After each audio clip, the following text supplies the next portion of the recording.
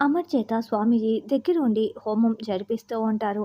ఆ హోమం అగ్ని జ్వాలలు అలా ఎగసి పడుతూ ఉంటే అంజులో ప్రవేశించిన ప్రచండ అది తట్టుకోలేక విలవిల్లాడిపోతూ ఉంటాడు. అయితే బయటికి రాకుండా అలాగే అంజులోనే ఉంటాడు. అమరేంద్ర, నేను ఈ ముడుపుని పరమశివుని పూజలో పెట్టి తీసుకువచ్చాను.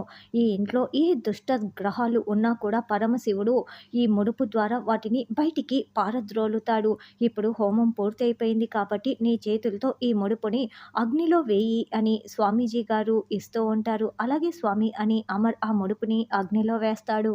హోమం పూర్తయిపోయింది కాబట్టి ఇప్పుడు ఈ హోమ పస్పాన్ని మీరందరూ నుదుటి మీద పెట్టుకోవాలి అని స్వామీజీ అమర్ నుదుటిపై పెట్టడంతో బాగి పిల్లలు అందరూ కూడా ఆ హోమ భస్మాన్ని నుదుటిపై పెట్టుకొని ఉంటారు.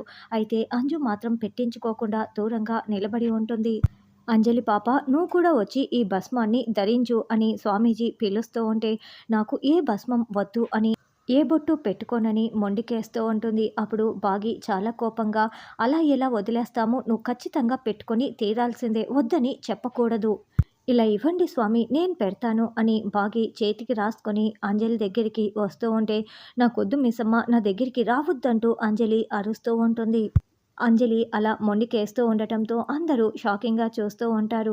అయినా కూడా బాగి అస్సలు వినకుండా, "ఏయ్! నా మాట విను. నువ్వు పెట్టుకోవాల్సిందే" అని బలవంతంగా పెట్టబోతూ ఉంటే, అంజలి చాలా బలంగా బాగి చేతుల్ని అడ్డుపట్టుకుంటూ తోసేస్తూ ఉంటుంది.